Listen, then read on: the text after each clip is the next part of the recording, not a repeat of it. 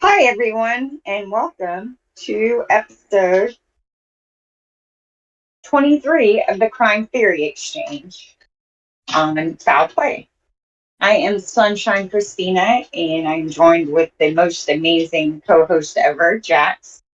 And how are you today, Jax? I'm doing good. Doing good. Yeah. And today on the panel, we have Mystic Jinx and Susan. How are y'all doing today? Hey, everyone. Doing great. Hi, good. everybody. And I don't know. I want to say happy birthday to Brendan Dassey. And I want to say welcome to everyone in chat.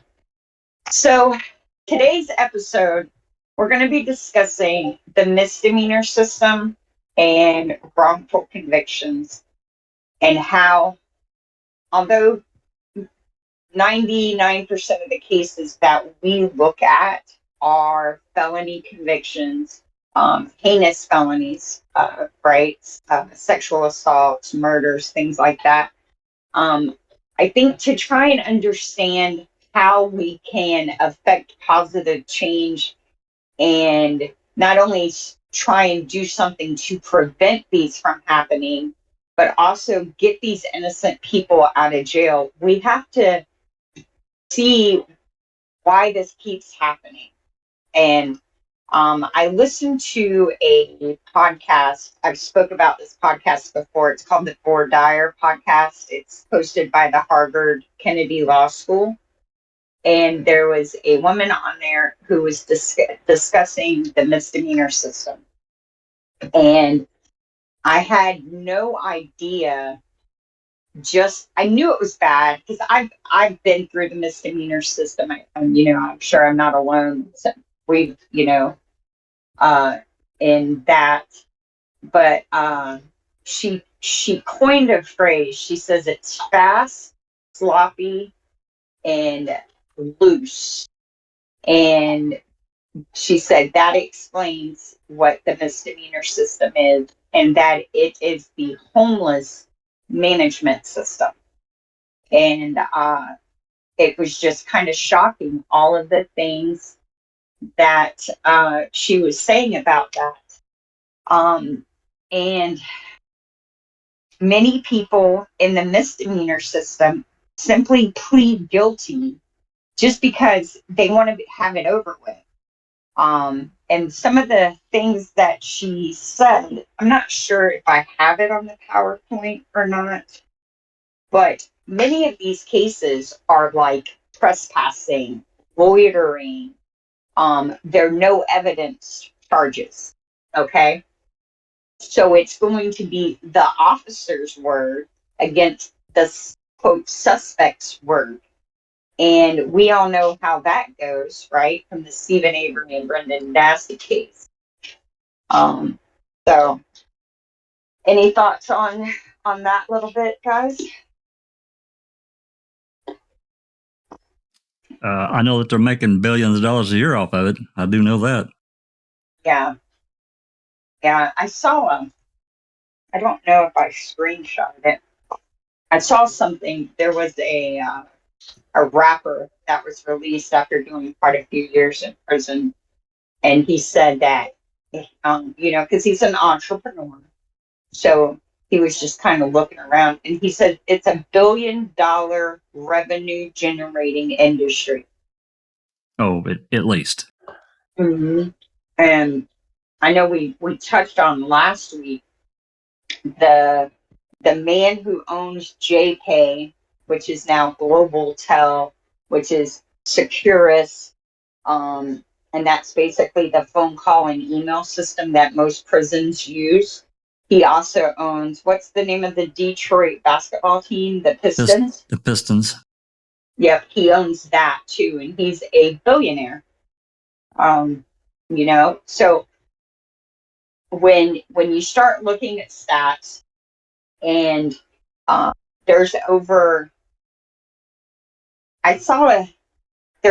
14 million misdemeanor cases filed every year in the United States. There's 3 million felonies. Okay. So, and most of these government entities, so your little city government, your county government, your municipalities, all of these run, their budget is comprised of fines and fees, probation costs that are collected from people who have been through the system. So it's not just our tax dollars, it's also these fines and fees. And when people are innocent and they're still paying, you know, I think the last time one of my kids got stopped and got a seatbelt ticket, I think it was $200 for not wearing your seatbelt. I remember when it was 26, and I'm not that old. It's just insane how much money is generated. And when money's involved, people play fast and loose with the law. Whether you're on the government side or on the citizen side. You know, with some of that, of course, it probably doesn't apply as much to misdemeanor, but certainly in other situations, you know, you get into other industries like the towing industry, and then bail bondsmen. Oh my God, the bail system is a joke. Yeah, it really is. I've used, I hate to say this because people are going to think weird. I've used the same bail bondsman since my first child's dad got arrested. So I've known him 30 years now. And he's a really good guy.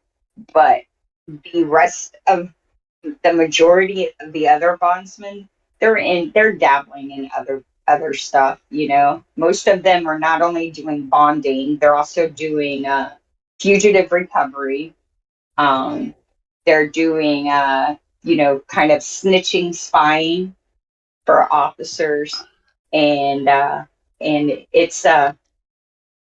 it's definitely a fascinating industry for sure. There was, can we pull up? Let me see which one this one goes to. The wrongful conviction blog link. Just give me just All turn right. that one. Yeah, this one, so I stumbled across this blog and I was speaking to the panel about it. One of the contributors is a woman by the name of Jessica Henry. She wrote a book, I think it was published the end of 2021, called Smoke But No Fire. And if anyone's looking, for a good book to read, this one has great reviews. Basically, it's a compilation of cases where wrongful convictions occur in no crime cases.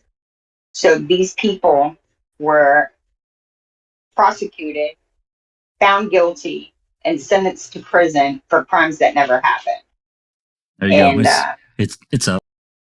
Yeah, and there's so I found a blog they even blog about world issues. I sent a link to Alice because there was something about Scottish wrongful convictions that I stumbled upon and thought she would be interested in it.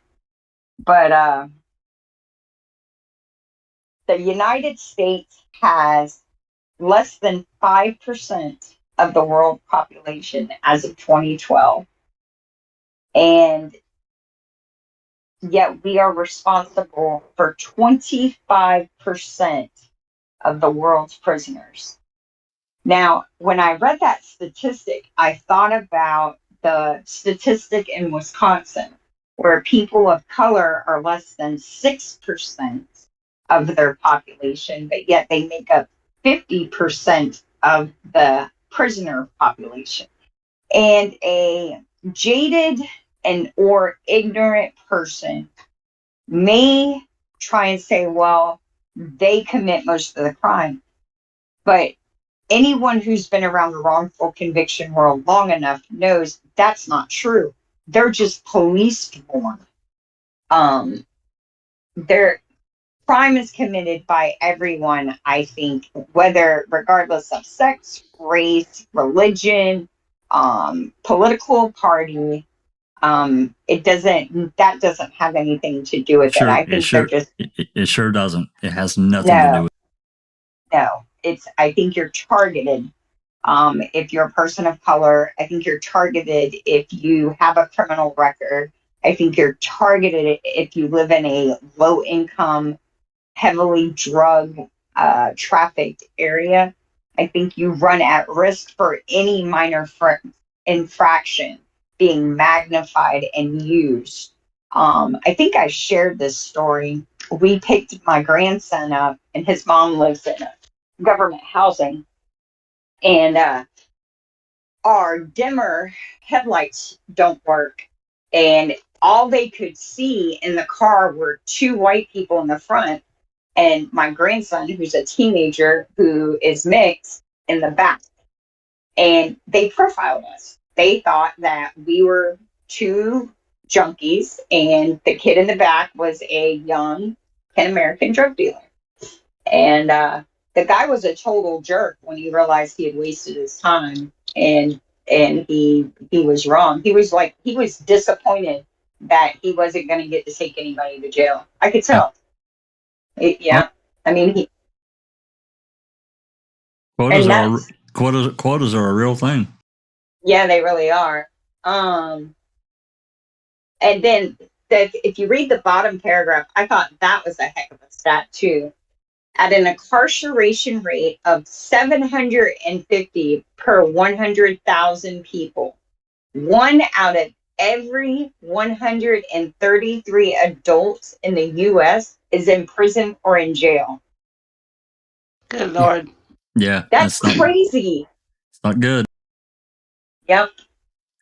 That is crazy. And then if you break it down by race, it's like, I think it's, if you can go down a little bit further, I think it's like 1 out of 30 Black men will go to jail in their lifetime. Look, Russia's second highest. I thought that was kind of crazy. Does the U.S. have 6 times as much crime? No. We don't have all the crime. We don't have. No, we have an industry. We have an industry. Yes. You're exactly right. You're exactly right. You're exactly right. And I think that it begins with the misdemeanor system, because there's no stats, there's no statistics, no accurate statistics on how many people are wrongfully convicted in the misdemeanor system. Another interesting thing that I learned on that Board Dyer podcast, and I'll make sure to include a link to it in the comments. Another interesting thing that I learned was that prosecutors have more power than many other government officials, and yet they aren't following the law.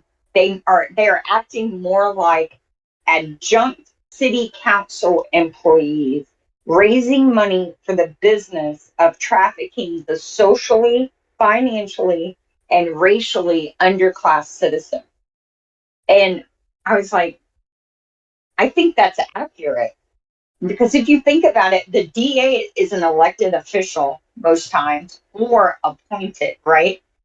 So then if you think about how Frank Powell was going to the city council to try and get them to do the right thing in his client Nicole Bacchus's case, and how they didn't want to in any way rock the boat, right? They would rather publicly smear him and face the consequences than do the right thing. And it's because all they're concerned about is the financial liability. They don't care about human life. Nope. And and justice. Wonder how And that. so, Wonder how his lawsuit's going. I haven't talked to him in a long time. Yeah, I'm curious. We are, this is a good plug. We are trying to set up for him to be on a future episode of CTE. He's just got a lot on his plate right now. Awesome. Yeah. He's doing everything he can for his client. And he's got a lot of irons in the fire trying to get them. Well, just like the Stephen Avery case, he needs a court date. You know, I think once they get into court, I think that they shouldn't have any issues. And where is and I think about that shoe video and how they had the nerve to say that it's not clear and convincing that she had both shoes on her feet, and it just makes me want to puke. It really does. It's so clear and convincing. Oh my God. Yeah, it really is. So, and also the fact that she named the driver. Mm-hmm. Yep. And good point. And two witnesses at the scene both said she was. Well, let me get it right. One said she wasn't the driver. They don't know where the driver went, and the other one said that she was in the passenger seat when they saw the vehicle. Yeah, and the evidence from the airbag, Mm-hmm. the damage on her body. You know, that's right. Everything points to her not being the driver. And again, in that case, what I wonder how they could make such a rash decision to not seek the driver, right? Because they have enough information to know there was a good possibility she wasn't the driver, right? She wasn't in the passenger, or she wasn't Especially in the vehicle. with her shoes getting moved. Absolutely. Mm-hmm. Yeah, that shows consciousness of guilt. That's right. So what made them make that rash choice to frame her? You know, it just makes you wonder, like, did they just not feel like looking for him? It almost feels like we talked about long ago. Feels like there was some kind of connection that he was a CE or something. Yeah. Something. Or a CI rather. Yeah. Yeah. So another interesting aside about misdemeanor. These cases, the 13 million misdemeanor cases, do not include the cases that are considered civil. So you can have like certain cases that start out as civil cases, but then the sentence, if not adhered to, or even some of the misdemeanor sentences will be non-jailable offenses, yet non-payment of fines result in a jail sentence. Yep. So you get arrested for something that isn't a criminal offense. You get probation, something happens, you know, because most of these people are going to be young, working where each paycheck has to be used for their bills, right? We've all been there.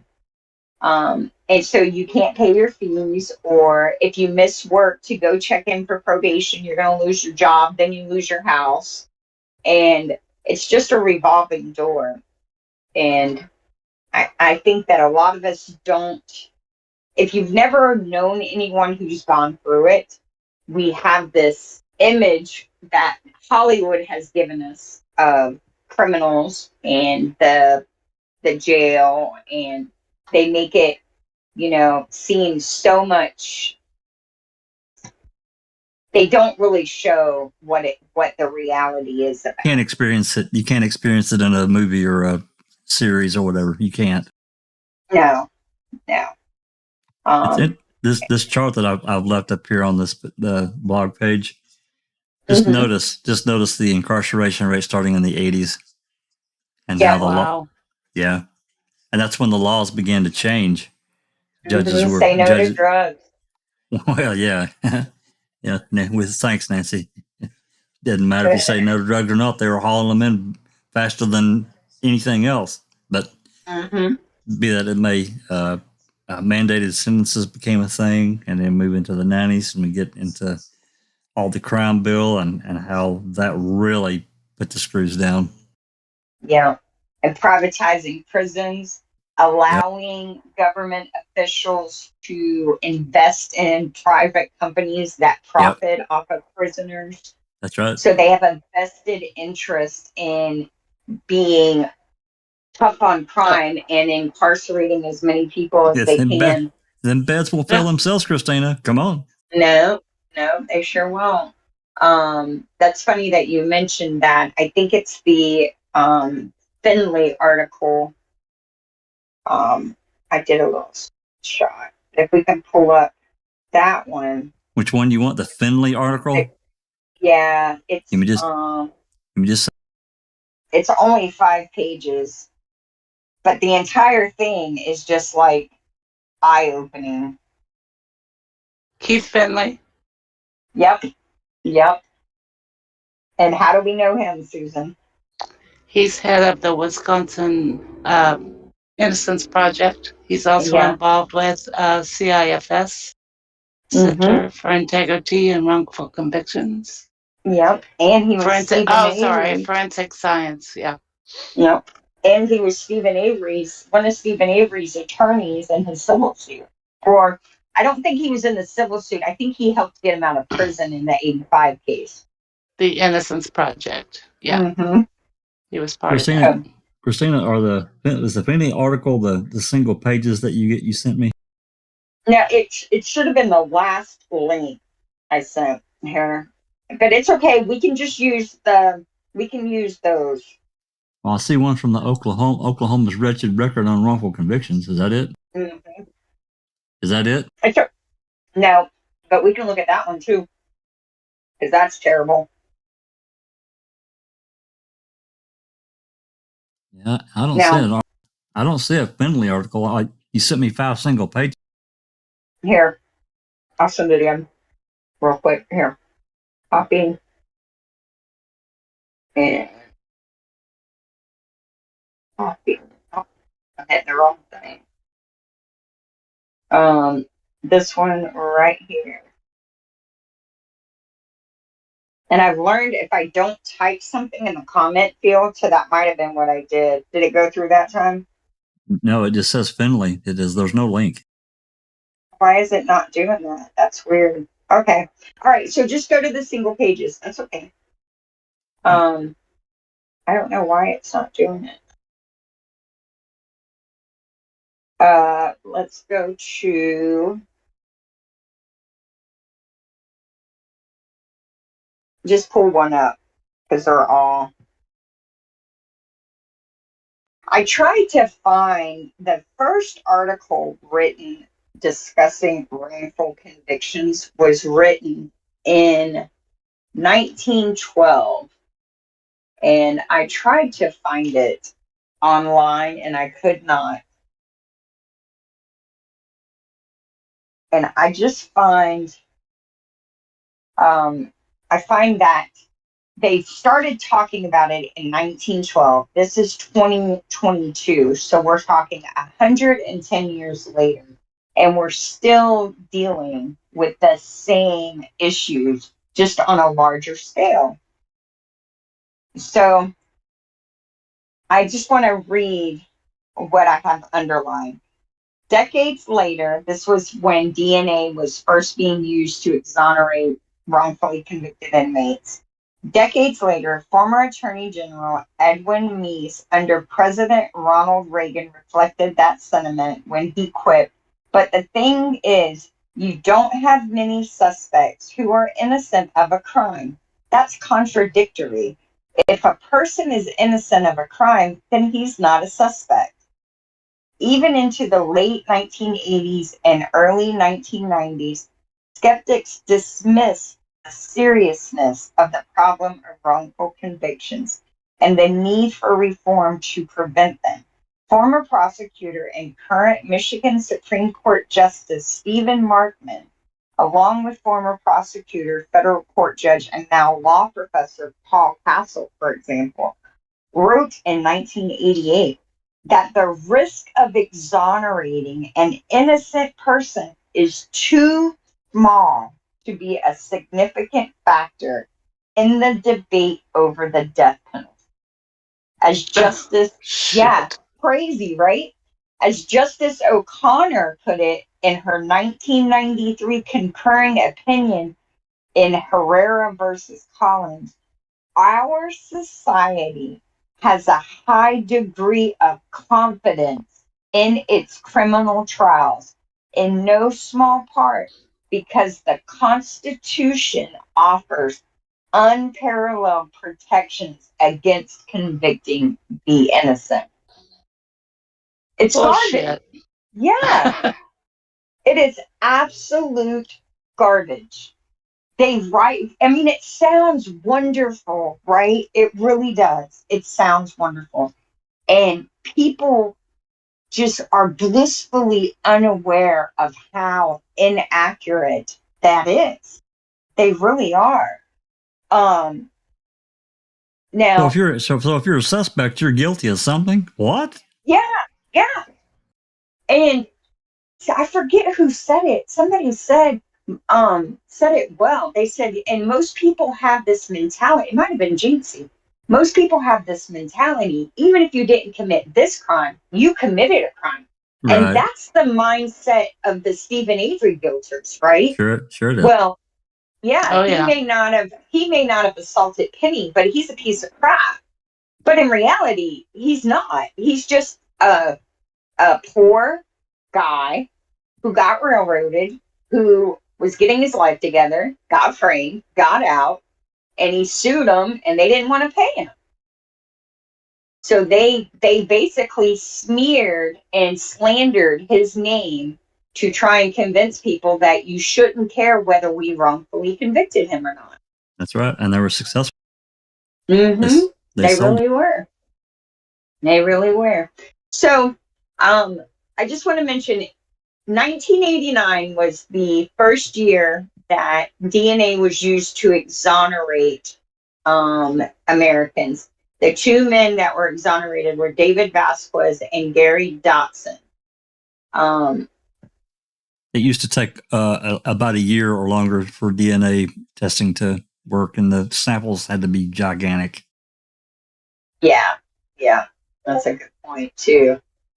Now, so knowing what we just said about what these law professors, Supreme Court, and state court justices have penned regarding wrongful convictions and how rare they are, let's take a look at the Oklahoma article that I linked, if we can. Okay, sure will. Give me just 1 second. I wish, I would like for Rhonda to be here because it mentions her favorite people. Oh, probably bloodthirsty Bob Macy. Yeah, and his partner in crime, George Gilchrist. Oh my God. Yep. So,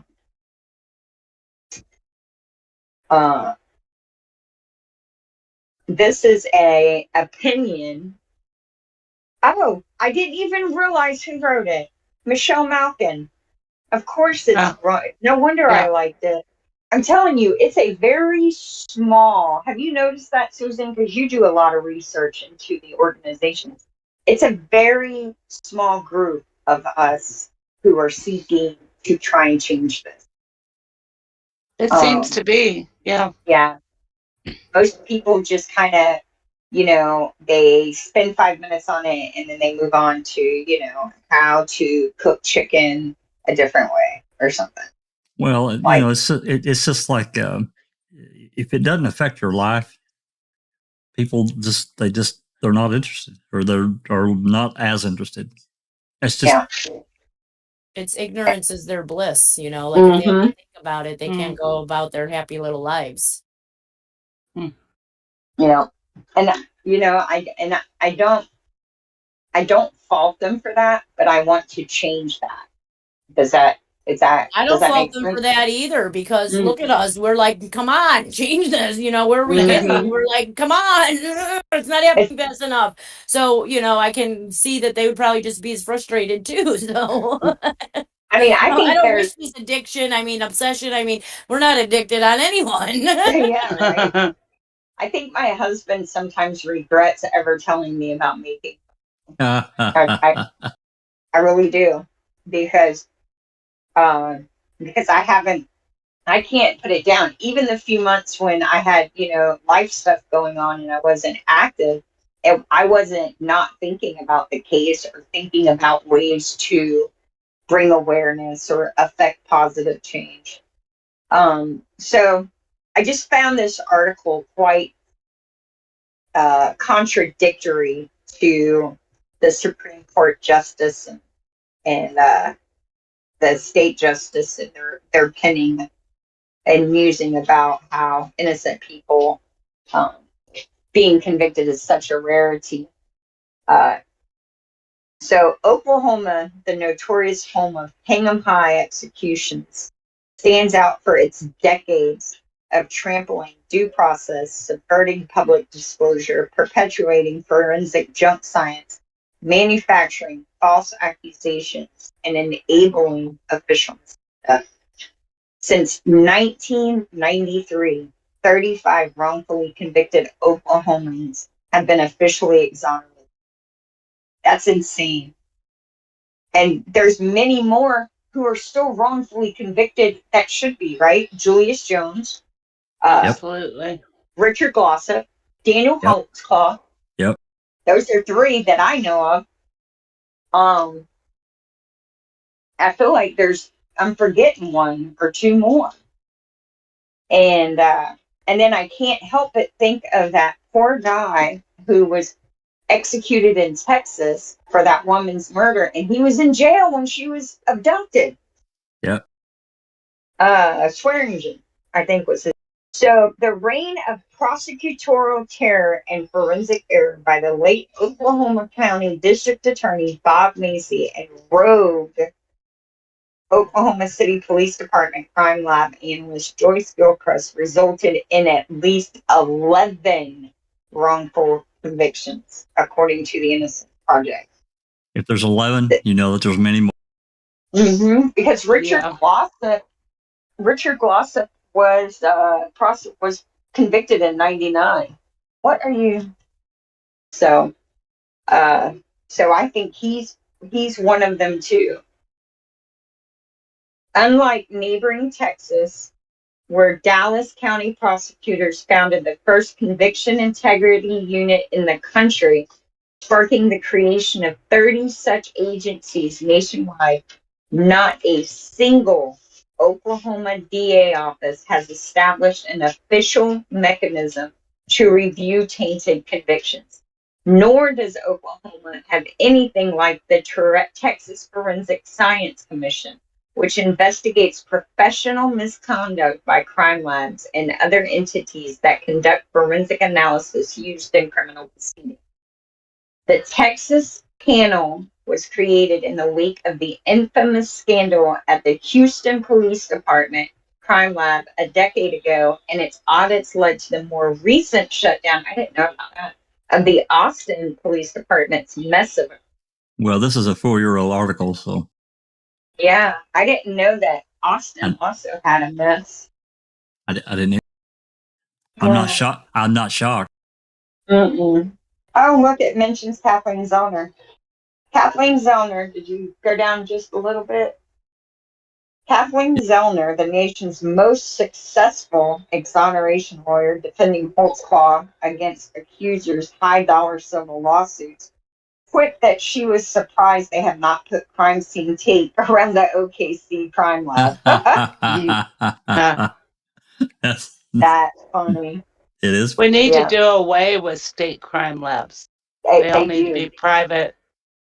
Well, they need to be completely independent. Completely independent.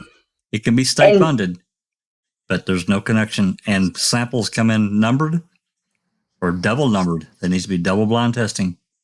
Yeah. I think those two, I think both of those have to occur. I think there has to They be. need to allow the defense access to the lab for no cost, as they are innocent until they're proven guilty. Which That's right. means Mhm. if Agree. they're being funded by the state, it's their tax dollars too. So why shouldn't they have access to that as well?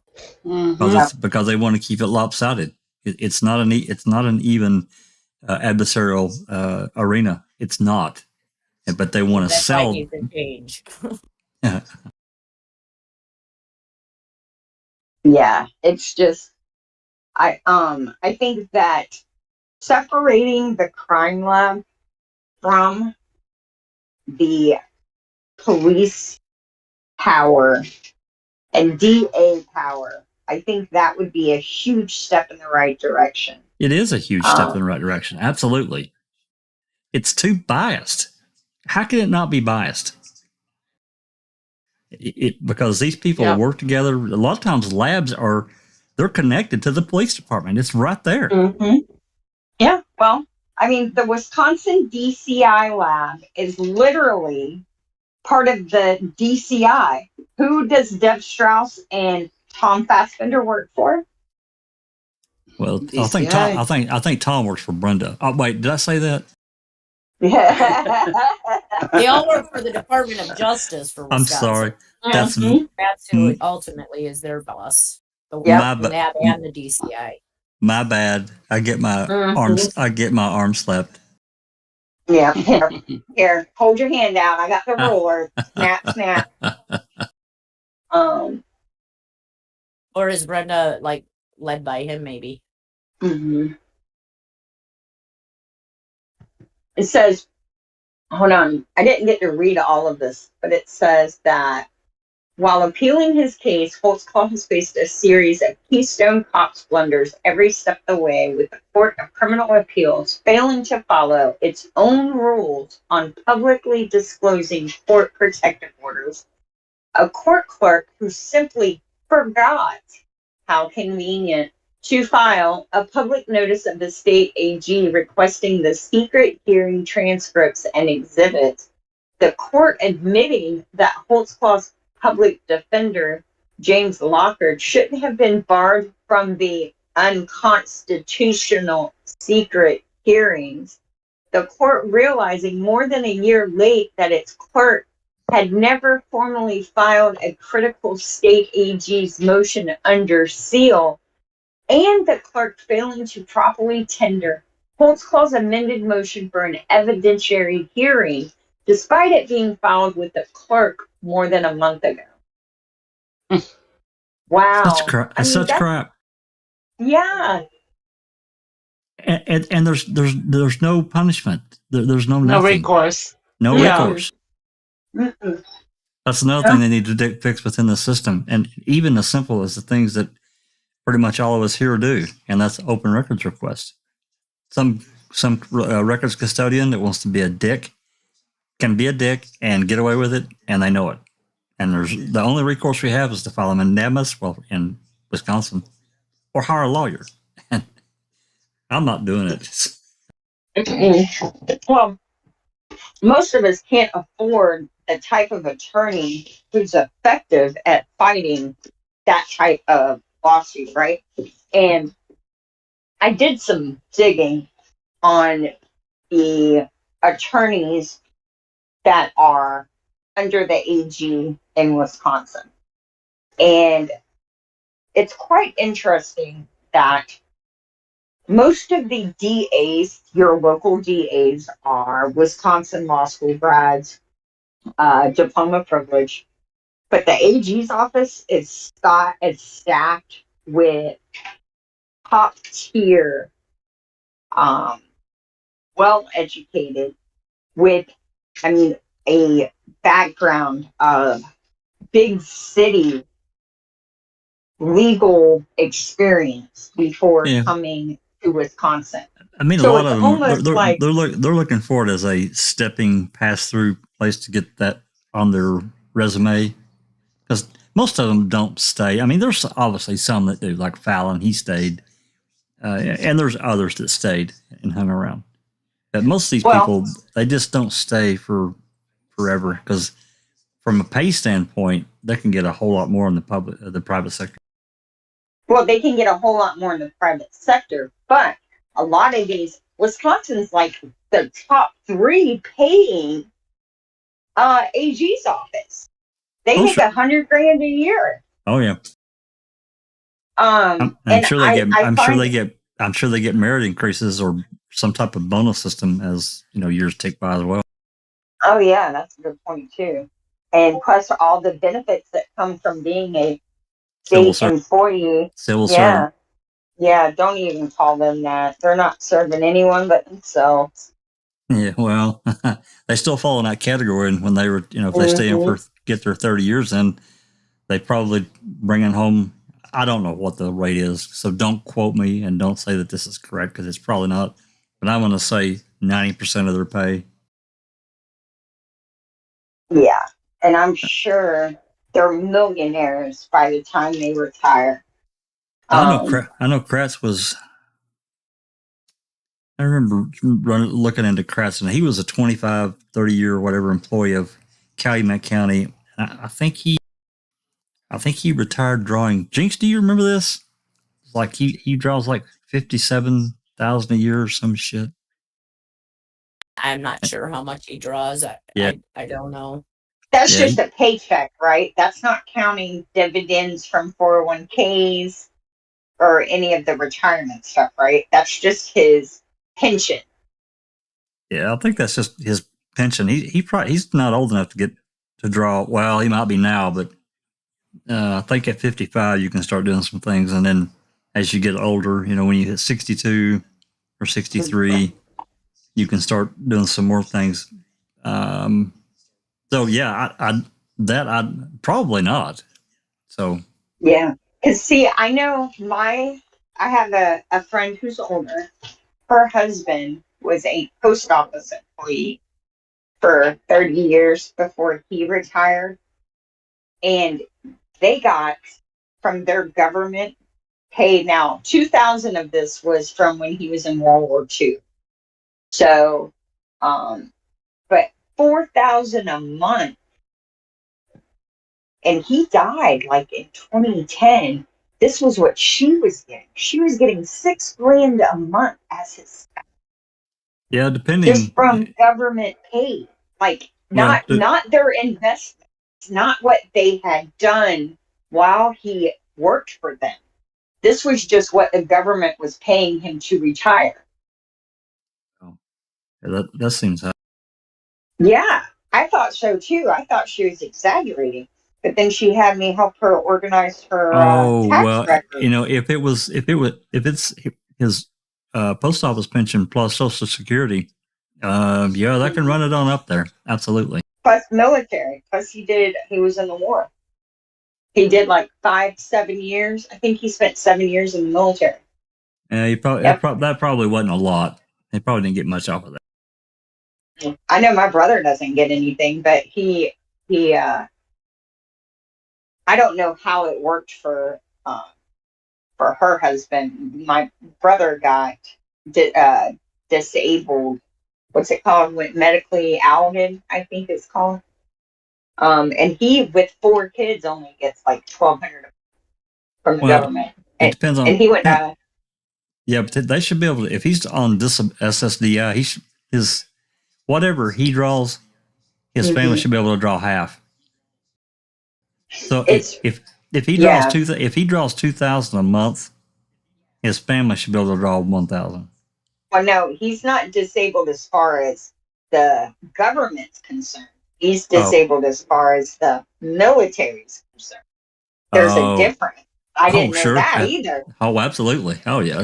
Big. You would think if you're disabled as far as the military's concerned, you would automatically be disabled as far as, right? I mean, that's logical. Oh, no.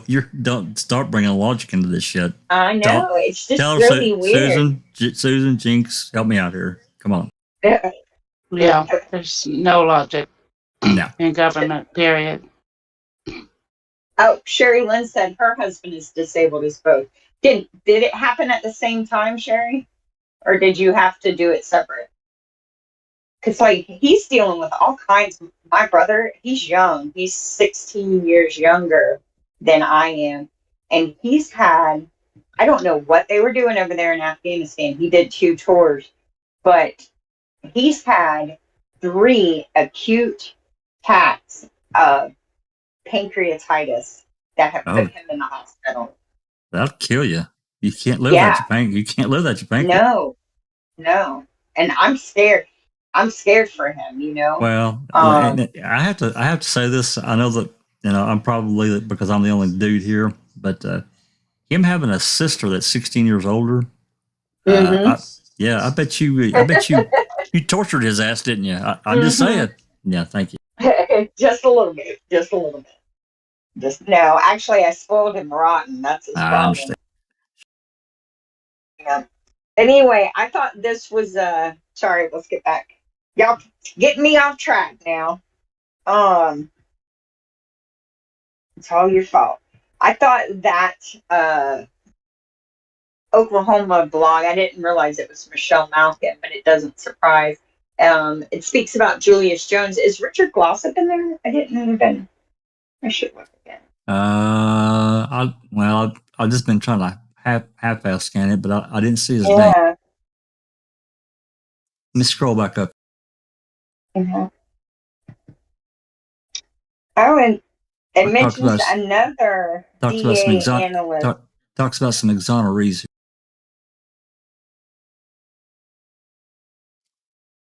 Yeah. I didn't see Glossop's. Andrew Jones.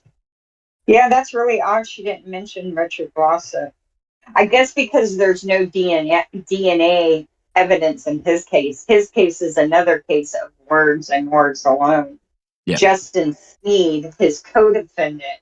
I looked into that case for like a couple of days, and it made me sick to my stomach. It was ridiculous. Yeah, the cop literally says to Justin Sneed on tape, if you don't name someone, you're going to fry for them. That's right. Yeah. I mean, if that's not I'll give you a name. Yeah, no problem. I mean, only someone who's truly sad and remorseful about their crime is going to be honest at that point, right? Everyone else is going to fill in the blank. Reminds me of the Norfolk 4 that we watched, last year or year before. Remember that, Susan? Yeah. Christina, did you watch that with us? No. Oh, no, but remind me what that case is. Well, this guy that worked at the shipyards there in Norfolk, Virginia, his wife got assaulted and killed. Well, he comes home from day of shipbuilding, whatever his duties were there.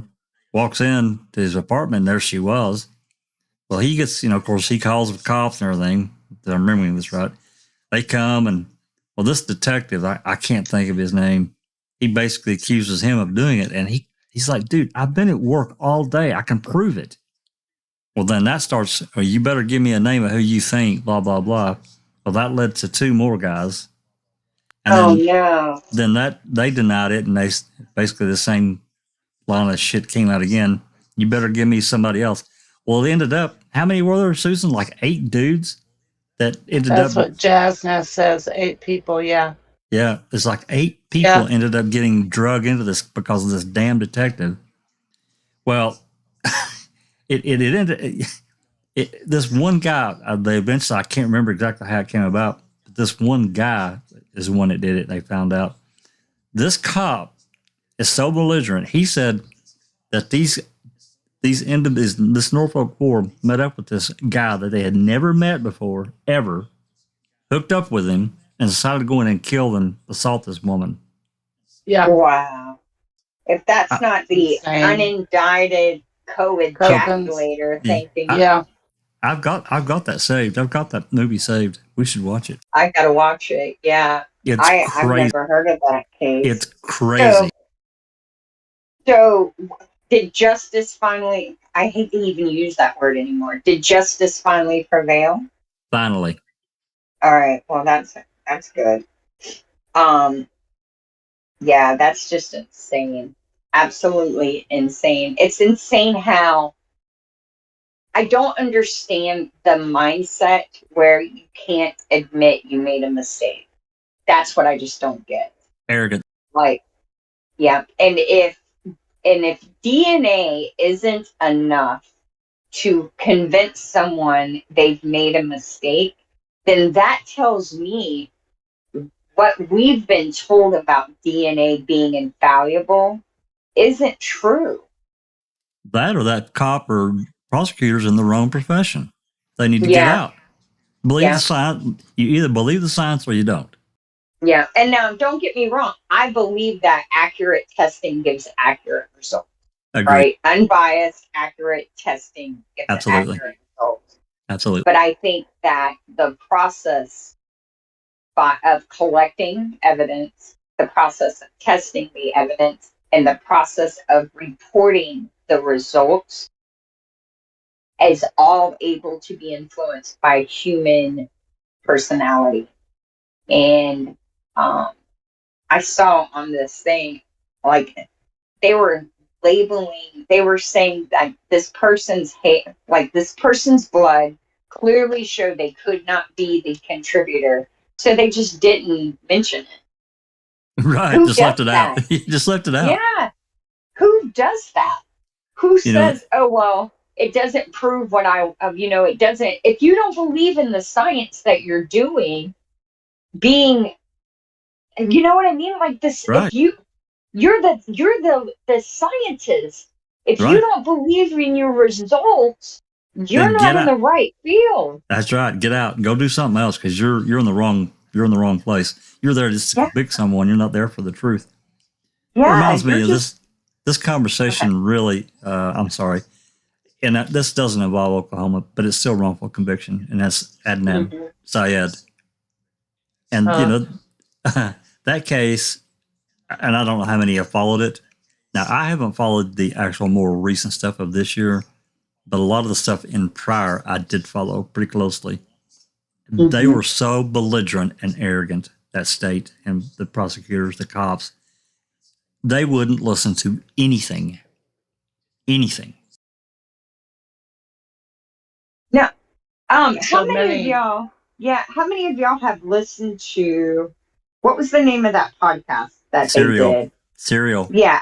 How many of Every, y'all have listened to that? every bit of it. I have. I I have have. not listened to the serial one, but I did watch the case of Adnat on HBO, Okay. and I've Yeah. been Now, listening to the Undisclosed, which was recommended by T1. Yeah. Which is yeah, Undisclosed is a isn't very good podcast. isn't that the one by his sister? I think it's like a couple of different like lawyer types or something. Okay. All right. Because there's one, his sister has a podcast. She actually went to school and became an attorney because of his case. If I'm right, am I right about that? That I I don't think know. so. Yeah, I think so. Super smart, super articulate woman. But I'm going to be honest with you. When I listened to Serial, I wasn't convinced of Adnan's innocence. Honestly, I wasn't. And I still, now, I'm not saying he's guilty and I'm not saying he's innocent. I have not seen evidence that conclusively proves guilt or conclusively proves innocence. What I have seen is evidence that clearly shows prosecutorial and police malfeasance and misconduct That's every right. step of the way. That's right. And that's the problem. You Yeah. can't, and to me, you can't convict someone on that. No. I don't think he did the crime. I think Jay did or knows who did it, one of the two, and or helped with it. But with how they handled it, the malfeasance, I totally agree. And you can't convict someone on that. I'm sorry, you can't. No. You can't cheat to win. We learned That's that in elementary school, Yeah. And was arrested 3 or 4 years ago, and they pinned by DNA. They were able to link him to like 4 cases. He was a failed college football player there was a woman who had went to a Metallica concert and she got locked out of the Coliseum, and so she started walking home. She disappeared. And then I do remember that case. I remember that I case. always thought, yeah, and I They always finally thought linked them to be connected after that other girl went missing. the foreign girl, she was from England. She was over here for a year. She was out with some friends, and they have him on CCTV following her. I always thought because he also, what a lot of people don't know is his first assault and where they got the DNA from was a young Asian woman who was assaulted. I think he followed her home and assaulted her. And that case is that DNA is how they linked him to the other cases. And I always thought because he's from that area, that Adnan's ex-girlfriend might have been his first victim. And if so, and if there's DNA that proves it, we will never hear about it. No. Never. Jesse Never. Matthew, that was his name. That's him. Yep. That case, I believe there's more skeletons besides the 4 women. I think there's 4 women we know about. I just always thought that she would have been a good first victim for him, because that crime's sloppy, buried in a shallow grave in a public park. And isn't it interesting that they lied about the cell phone technology in Adnan's case too? Just like they did in Stevens. You talking about in Adnan's case? Yep. They tried to use his cell phone to say it was conclusively him. Yes, and there's no way they could know that. Yes, absolutely. Mm-hmm. And especially now, and here's the thing, because is this case out of Baltimore? Yep. Okay, Baltimore is a highly congested area. I would compare it to like I don't know, Fort Lauderdale, downtown Los Angeles. Yeah, very similar to Chicago. Towers everywhere. Everywhere. That's not what we have in the Teresa Halbach case. In the Teresa Halbach case, there is a reason why. Was it Remacher that called DCI and said, I want to use your Batman cell tower tracking tool? Yep. Okay. Whatever he saw at the school gave him the confidence that this tool would find her. Okay?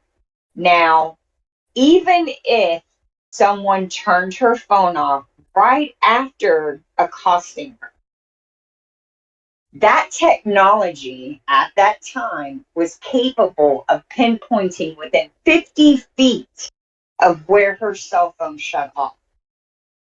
We need the original data from the cell tower company, because I think it will exonerate Stephen Avery. They had the Stingrays back then too.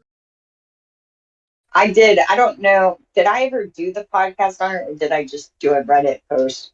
I did a lot of digging on this cell tower stuff, because that number that Jinxie's guy, Jacobs, calls is actually AT&T's department that specifically helps cops and prosecutors get phone records on customers to solve criminal cases. All right. And at that time, there was a Supreme Court case where they were trying to restrict cell phone companies and telephone companies from freely giving out that info. Absolutely. It hadn't been ruled on yet. And you see how easily that woman just word vomits. Anything Jacobs asked for, she gave him. Yep. So, and then there's an article that was written, I think in 2003, where the government concedes they can accurately pinpoint a cell phone's last ping within 50 feet in 2003. So the technology is not going to get worse. It's going to get better. And if they're admitting to 50 feet, it's closer than that. Well, if they get it within 50 feet, they'd probably find you. Yep. So I just always found that interesting that we haven't, and then we have all the nefariousness, how they created their own cell tower documents, the records, right? Ken Kratz didn't introduce actual phone bills into evidence. He created PDFs with the phone calls. I Go think ahead. he only did that with the one, and the one with the cell towers is actually, it says non-subscriber activity from, I mean, I believe it's a singular record, the cell tower Yeah. one. It's just a partial bill. But we have more of it now. But Ted did make a PDF of what calls he wanted to take out of both of theirs. That's right. That's right. Which was just a little list. It wasn't actually much. No. And they don't get the text messages. That's always bugged me. Yeah. It's always bugged me. And the reason, and I mean, was Steven texting at that time? Do we know? Is there ever a mention about Steven sending text messages? I've never heard anything about him. Did he even know what a text message was by the time he got out of prison? I mean, it was now the world of like, computers and stuff. So he had a computer. He didn't, text messaging might not have been something in his vocabulary yet.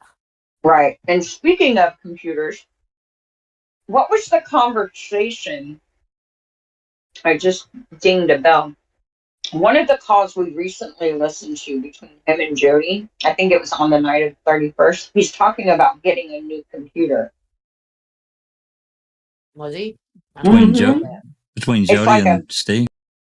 Steven, yeah. It was only like a 2-sentence conversation, and then they went on to something else. And I meant to mention it on the podcast, and I didn't. Did anyone else hear that? Or did I imagine? I didn't. I'll have to re-listen to that. I don't remember hearing that. He said something about the computer, and I'll just get another one when I feel like he said, I don't hold me to it, but I feel like he said, I'm just going to get a new one when I get my money. Because he said something about the computer. Is he talking about a computer or his truck? No, he's talking about the computer. I know he said it about I don't recall that. Yeah, I'm going to have to re-listen to it. I kind of remember him saying wanting to get a new one, but I don't remember anything about a computer. I feel like he said computer tower or something.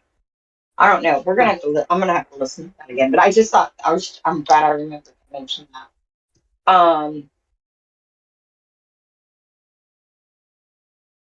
Here, there is a report out called 25,000 years lost to wrongful convictions.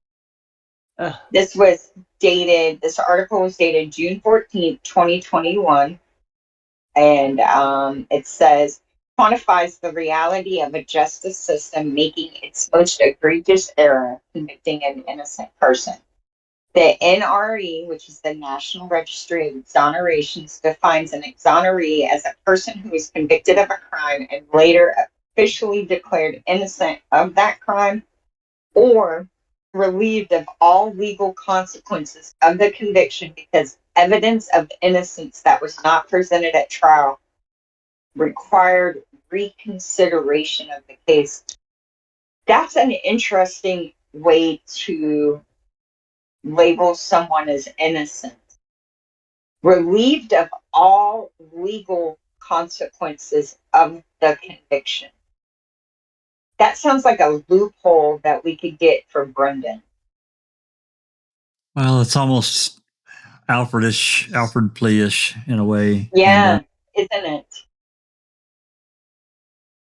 So here, and I don't believe this is an accurate stat. I think that they're definitely minimizing, because it says on average each exoneree spent more than 8 years and 11 months in prison before release, and we know that most wrongful convictions take 20 years or what is it, 18 years. Black exonerees spent 10.4 years in prison. White exonerees spent an average of 7.5. Averages alone do not immediately reveal, for example, that 183 people spent 25 or more years in prison before they were exonerated of crimes they did not commit.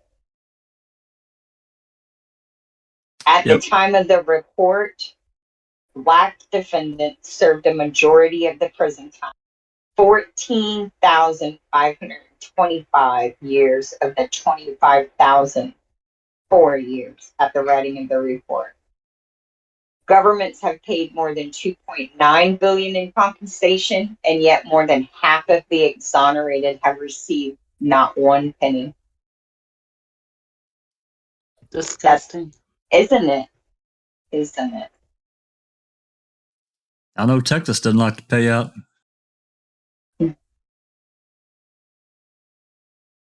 And I would say Oklahoma because, the Hoslaw cases basically fell apart at this point, the civil suit, that is. Yeah, so I saw something about that. So what does all that mean? Like everyone has stopped suing him? Does that help him? Yes. They've gotten summary judgment. Yes. So it's, basically it's over. There's no one left but Daniel, and he don't have anything. Well, the ones that were left dropped their cases. Yeah. Their cases just moved. Okay, but I thought that we wanted the civil suit to continue getting facts on the record. I think the fact that they all pulled out of a civil suit because they couldn't keep their stories straight in their depositions is telling in itself, don't you? Yeah. Oh, they're a mess. They're a mess. It's good for Daniel. It is good. All right, that's all that matters. I feel so bad for that kid. It's a double-edged sword. You want to see more information come into the case, but it just continues to stretch it out. He didn't have any money. There's nothing he can pay them, but yeah. So. And now they can focus on the criminal side of it. Yeah. So, here's the injustice of excessive sentencing is also revealed in exonerations.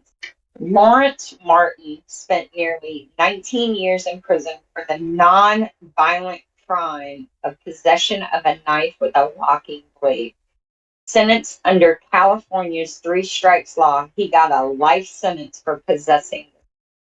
According to the report, the California Supreme Court ruled that police and prosecutors were applying an overly broad definition of a locking blade. In effect, Martin had committed no crime at all. He was exonerated in 2020. Wow. That's insane. As long as they can get a conviction. Mm-hmm. What happened to getting truth and justice for somebody? I mean, yeah, a conviction doesn't mean it's truth. Like that one guy said it in that show that I don't like. He's like, the jury convicted him of guilt, but was he proven of guilt? Like, really? No. Yeah. Right. Yeah. So it's like 2 different languages too. Like you were saying about how they worded that he is not responsible for any legal ramifications or however they word it. That's all legal language. Legal language is such a different language than what we know as language. So you think you know something about the law and you read it again and again and again and again because it takes forever to understand what they're really meaning. Yeah. Because it's not the same. And I feel like we are, as a society, intentionally leaving our citizens ignorant of our justice system. And then they say ignorance is no excuse. So if you don't know the law, you can't go, oh, well, I didn't know that about the law, but the law is so hard to know. That's why they have lawyers who go to special schools to learn the law, because average Joes like me, I don't understand half the crap in the law. I mean, I understand, you break the law, you go to prison, but all these other things just make no sense, Procedurally barred. Right, like if you can prove you're innocent, but now you can't because you didn't bring it up last time, or you dropped this one, or you know what? It's like, fuck that. If actual innocence doesn't matter. It should. It's so bad that it's so bad. It is bad. It's so bad. Wasn't this whole like system kind of created because they were ready to like kangaroo court some guy back in the way back days that, like, what was it, Thomas and Jefferson's like, no, he deserves to have his rights, Mm-hmm. Yeah, well, I mean, a lot of the laws were brought in from England and from the high seas, and a lot of the laws are adaptations of those, but right. But they altered some things, and they had to, of course. But yeah. I mean, they didn't want to see innocent men going to prison back then, and now it don't matter. No. Well, now the money matters. Well, now they're after the money. Well, I mean, it's like the 13th Amendment. Again, that was all about money. At the end of the day, everything is in this country. Yeah. Here's another. This is from the link. It's the Misdemeanor and Wrongful Convictions link that I sent. I'm just going to read this out. It says, although violent offenses and felony drug crimes dominate criminal justice news and policy debates, it is misdemeanors that dominate criminal justice reality. About 80% of all criminal cases are misdemeanors. There are approximately 13 million misdemeanor cases filed in the U.S. each year. For many of the estimated 70 million people in the U.S. who have arrest or conviction records, those experiences played out in the lower criminal courts as misdemeanor cases. But those experiences did not end in court, as the consequences of misdemeanor records now affect many critical aspects of people's lives, including employment, housing, and education. This is due to a combination of technological advances that have resulted in easily accessible, publicly available criminal records and collateral consequences of criminal convictions in law, such as federal immigration law deportation and practice, as employers and landlords running criminal checks even when not required to do so by law. Now, here's something interesting. That Vord Dyer podcast has this episode on third-party policing in Baltimore. This company literally flew around in a plane with cameras focused on high crime areas with a scanner. And they would listen for a call of a crime in process. And then they would fly near that. And then they would record all the cars leaving. Okay. And then they would go to the cops and offer the footage for a fee. They were trying to, that's like, in a way, I understand their thought process. This person's committing a crime. We've got it. We'll get paid for it. Help convict a guilty party. I get that. But where do you draw the line between having your civil liberties like that? This closed circuit technology and this open policy of recording everything is going to be exploited like everything else.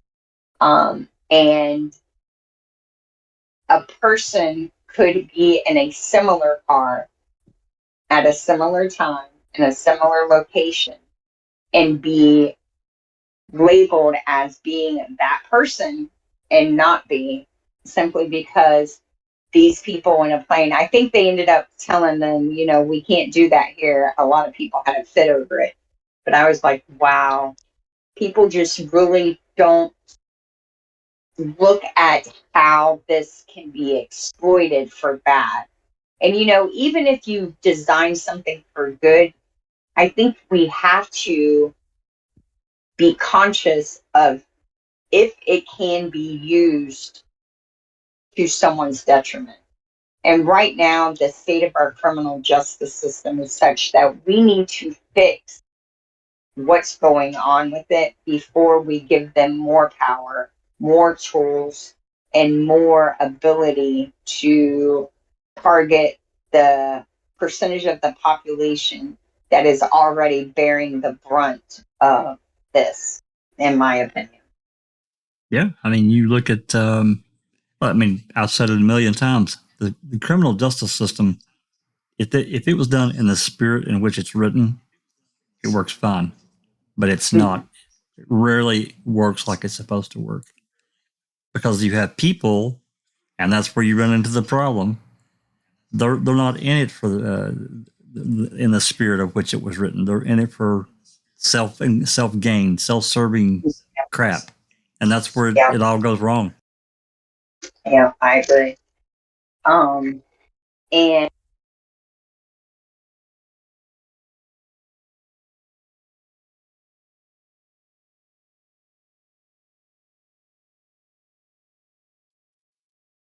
think Did we lose Christina? I'm back. There My she is. sister called me. They know I have a podcast every Wednesday, and everyone calls me at this time. But I was just going to say, they refer to this as the homeless and mental health management system. So if someone's getting on your nerves or a shopkeeper's nerves, and they know that they don't have a permanent address, they'll create a crime and call, and this person will get arrested. If a family member is having a problem with someone who's got mental health issues, they'll create a crime and call the 911, and this person will end up going to jail and accruing fines. And one thing I will say is medical and mental health care in jails and prisons is a joke. It's if you're on psych meds, when you go to jail and you bring your meds with you, you don't get them. It takes about 10 days to get restarted on any medication. And anyone who's on psych meds knows that you cannot go cold turkey off of them. It can cause serious issues. And it's just, so I lived in Daytona for a few years, and Daytona's got a huge homeless population. And before any big event like the Daytona 500, Bike Week, Oktoberfest, the city council will get the cops together and say, hey, clean up the streets. And they literally ride around and just pick up the homeless people who are panhandling, leave their stuff, what little bit of stuff they got, throw them in jail. When they get out of jail, they take their clothes because they throw them away because they said they got, bed bugs or lice. They take their shoes for the same reason. So these people get out wearing paper scrubs. They have a bus pass that's good for one way. Jesus Christ. Yep. And so my buddy Russ and I, because, I did a lot of homeless outreach when I lived in Daytona, he has this van, and it's literally full of sleeping bags, jackets, towels. I would make these little kits. I'd go to the Dollar Tree and buy a bunch of dollar toothbrushes, dollar toothpaste, sanitary products for the women, little shampoos, conditioners, and we'd stuff them. Me and my granddaughter would stuff them in gallon-sized Ziploc baggies, because they have a backpack or a couple of backpacks full of items when they get arrested. All that stuff is just left to whatever. They get out, they have nothing, and it until you've seen it, like experienced it, these people, they're no different than you and I. They just had a rougher life. You know what I mean? Like, for whatever reason. Inhumane. It is. It really is. And we used to treat our homeless with a little bit of dignity. There was, in the little town I'm from, there was a couple that moved there that tried to start a homeless soup kitchen. Okay. There are lots of 501c programs saying we feed the homeless, blah, blah, blah. But I'm going to tell you right now, if you have a juvenile child, most people are very cautious about volunteering that they're homeless with an underage child, because if you get DCF involved in your life, they're going to steal your kid, right? So they would come to the homeless shelter or the soup kitchen to feed their family, and the Interlaken City Council tried to get together to shut them down because they didn't like the people going up there at lunchtime to eat. It gave the city a bad look. They didn't like the appearance of the homeless population. I mean, it's just we are so self-absorbed and so uncaring about our fellow man. And I don't know how we got here. Greed. Like, we are odd. Greed, self-serving. Vanity. Self-absorption. Yeah. Hi, Maz. Just though, like us, those of us who are obsessed, addicted, whatever you want to call it, to this case, we are an oddity because we care about people we don't know. Well, it's empathy. You have to have empathy for your fellow man and woman. That's what I think. I mean, but obviously I'm weird for thinking that. But that's okay. I'm good with that. So am I. The good thing is you found a bunch of people just like you. So. Yeah. Birds of a feather. Yep. I am very, very, very grateful for all of y'all. And I am, foul play is amazing. The foul playing team's amazing. The people in the chat are amazing. And, if we don't do anything but just continue to spread awareness, I feel like we're helping the world be a better place, right? Well, the sharing of ideas and trying to, no one here wants criminals to walk the street, but at the same time, we don't want innocent people jailed.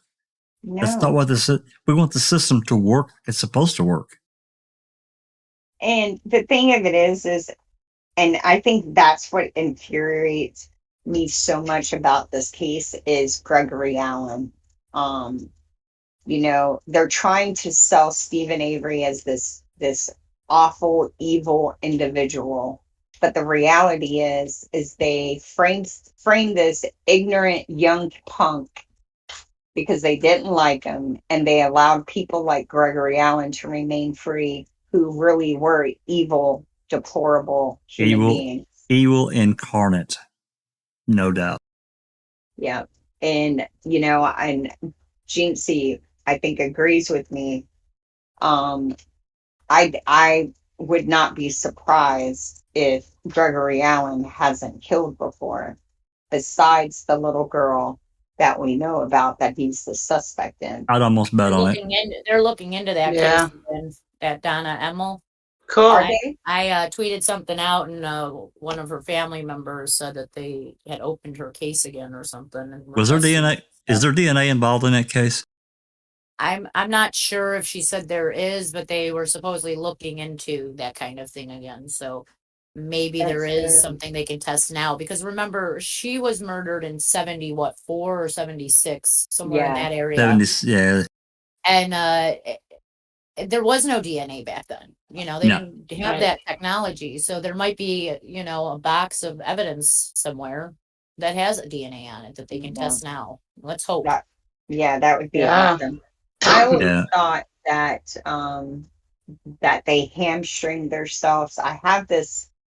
I have no proof of it, but I always thought that they downplayed what was done to her to spare her parents, and that messed them up with Gregory Allen, because his MO is sexual assault and violence, and And they don't mention that in her case, right? They Mhm. just said she was strangled, I think, which is Yeah. also his MO. So That's right. maybe they're keeping that from the public, not necessarily for the family's case, but for like if anybody ever Keep it- came forward. Yeah, keep it and private. confessed, just like Yeah. they tried to do with the gunshot wounds Teresa said.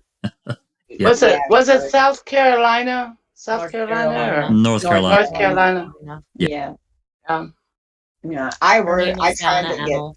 yeah, I tried to get the report in that case, and it's still an active investigation, they said. Hey, And I see had someone reach out and ask if there was any DNA in her case like many years ago, and I think I don't think they ever replied back to her. I think I don't think they ever like contacted her back at all. So Mm-mm. it's interesting now to see that maybe people have been making contact with that department Mhm. since ma'am, that maybe that's why they reopened it. Well, I started I'm sure there are tons of cases against Gregory Allen that oh aren't yeah. known. Oh yeah. Because he was, well, we've seen his movement record. He was all Yeah. over the US. Texas, Georgia, Illinois, Missouri, Missouri, yeah. Minnesota, Minnesota, yeah. Michigan, and I'm probably forgetting one or two. So, and what's weird He is, was very willing to kill, like he was attempted murder to Penny, so I wouldn't doubt it if there is Mhm. others. yeah, and what's weird is I have sent records requests to all of those places. Where was another, he in 1988 when Cheryl Spaeth went missing from Manitowoc? Wisconsin, I think. He's back and Was he forth between still Wisconsin. in Manitowoc, Yeah. or was he Yeah, in Green Bay? well, he was back and forth between Wisconsin and Minnesota.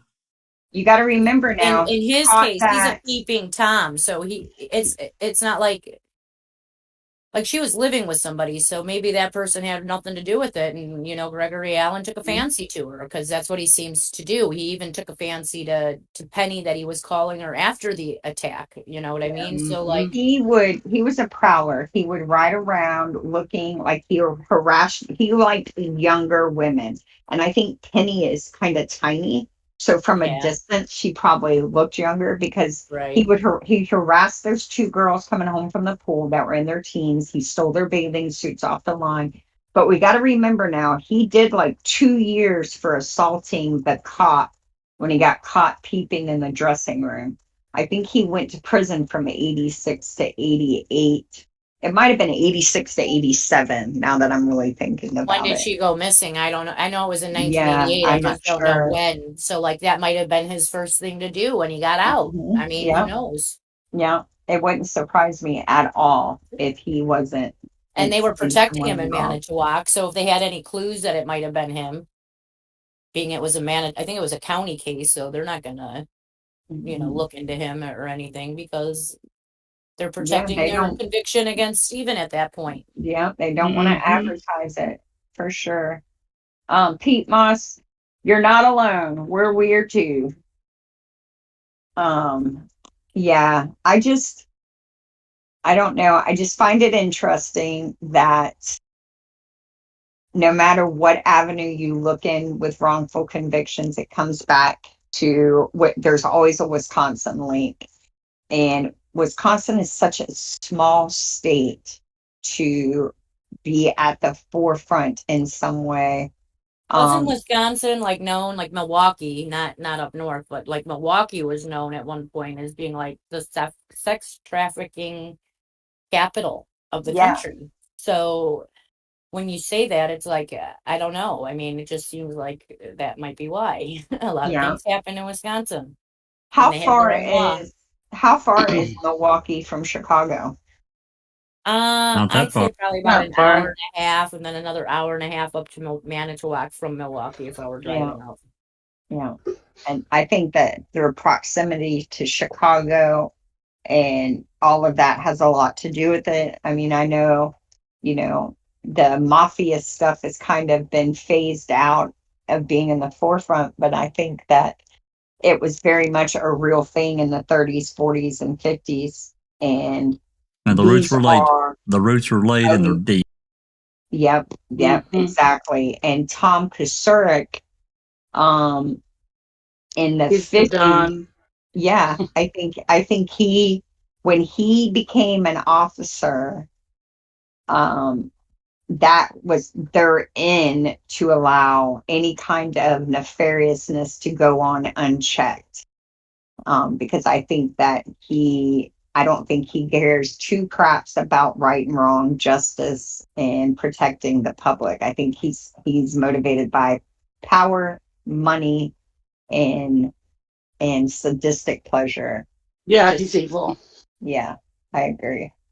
And maybe that's why he wanted to be head of his own department, because remember, he worked for the Manitowoc Police Department at the beginning of his career until 1978. So for almost 8 or 9 years, he was at the Manitowoc PD, which was basically controlled by a cousin of the Averys, right? Yeah.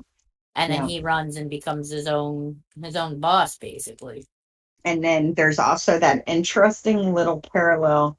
It's either Penny Bernstein's father or father-in-law was the chief, like the county exec over the police board. And he had something to do with Tom Kusurik's brother being let go as a police officer, and then he dies a year or so later. Tom Kusurik's brother did. What was his name? Richard Kusurik. Yep. And I think there's more to that story. And his sister. That was a weird story with her, right? Yeah, yeah. Oh yeah, I forgot about that too. That they got quite a big family, I believe. I think he's got more than just one brother and one sister. He does. I think there was like 8 or 9 of them or something. And you have to put yourself. So he's from a small town. His dad had a farm. There's a public bankruptcy auction of the farm. I think Tom Kusurik was like 14 or 15 when that happened. It's in the newspaper. So everyone knows that his daddy don't pay his bills. They're losing the family farm. And he kind of disappears for a little while. He goes to like a technical school for landscaping, works with this landscaping company that's still very much still active and doing well in Manitowoc.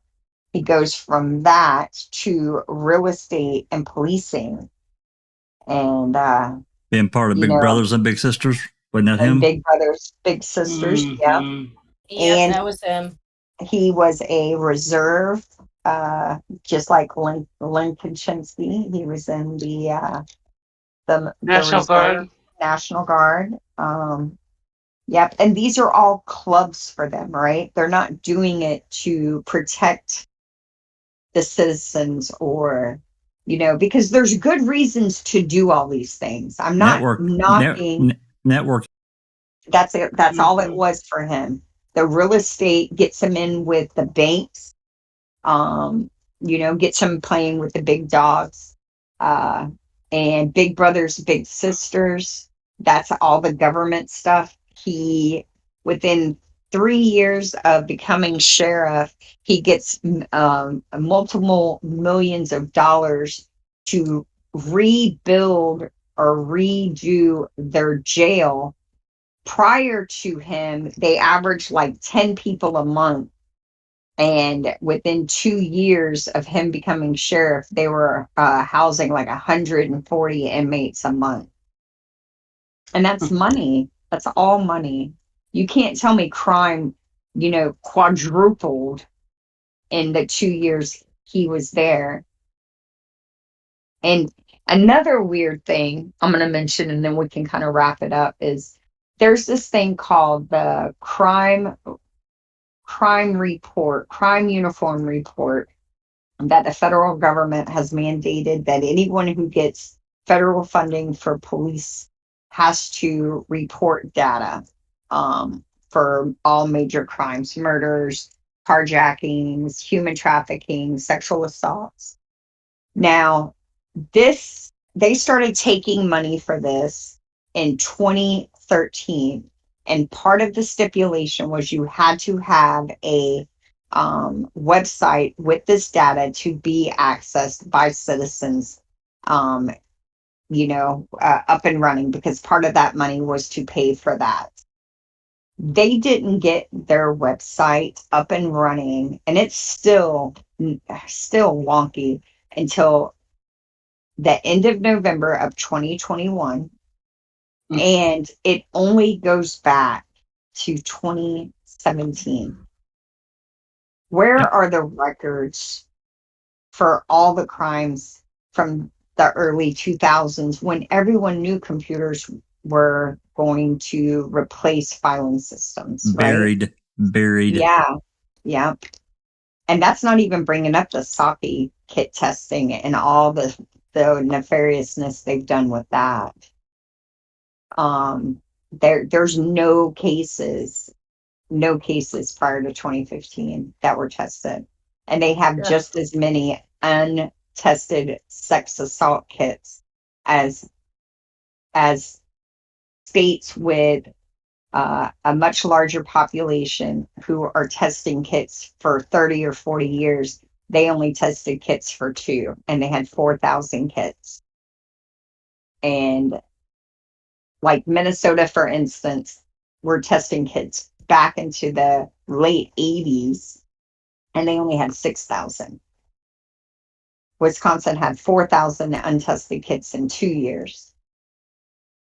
That's insane. What are you doing with this money? What are you doing? Why are you not trying to solve crime? It just makes no sense. Why are you letting sexually violent offenders get away with this over and over and over again? Didn't Jeffrey Dahmer teach you anything? Didn't Gregory Allen teach you anything? Speaking of Dahmer, I've not quite finished it, but I'm not too far from the end of that series. Oh my God. Yeah. It's a mess. It makes you wonder. So they had Gregory Allen, which, even though the world didn't know about Gregory Allen, they knew about him. Okay. That's right. Then they have Jeffrey Dahmer, and yet they still haven't tried to correct all the issues. It says to me that they don't care about criminal justice. That's right. I don't see how you can come up with another answer for it. I really don't. Nope. They care about what it will get them. That's right. Their goals. It's not the populace. It's their goals. Yeah. Like the citizens are just how they get their money. It's not protect and serve. I think protect and serve has long ago been done away with. They changed it, Christina. It's protect and serve themselves. Yeah, and that's what it means to say. I'll go tag. No, I won't. I'm not even going to say it out loud. I'll make little stickers and put themselves under the protect and serve. I won't repeat it. But anyway, how are we going now? Your audio is pretty messed up. Yeah, it's really wonky. I just had to change AirPods. So that's probably why. Yeah. Well, we should probably wrap it up then. Thank you everyone for coming, first off. I always forget to say that. And if you have any ideas for a good podcast, let me know. And I hope y'all enjoyed this one. And thank you to my panel, as always, and my wonderful co-host, Jax. Absolutely. Hey, just whenever. You just let me know and we'll get it on. What's next? When's the next open mic? Well, we have meeting with the crew on Saturday, which will continue on with the chapter 25, I think it is, computer disk of Rack's book, The Waking Crew. And then Sunday, we're going to get back into depositions. Woohoo! Yeah, awesome. Awesome. Who's that? Do you know? I think that it is going to be Deb Strauss Part 2, I think. That's where we're. Ooh. Yeah, I think that's where we're starting at. I got a bone to pick with her. I got several. Manitowakian by marriage. Mm-hmm. Yeah. Yeah. She definitely didn't disclose all her self-serving interests. That phone call from her in the third. I mean, unless something happens between now and Friday with the Avery case, then that's my plan right now.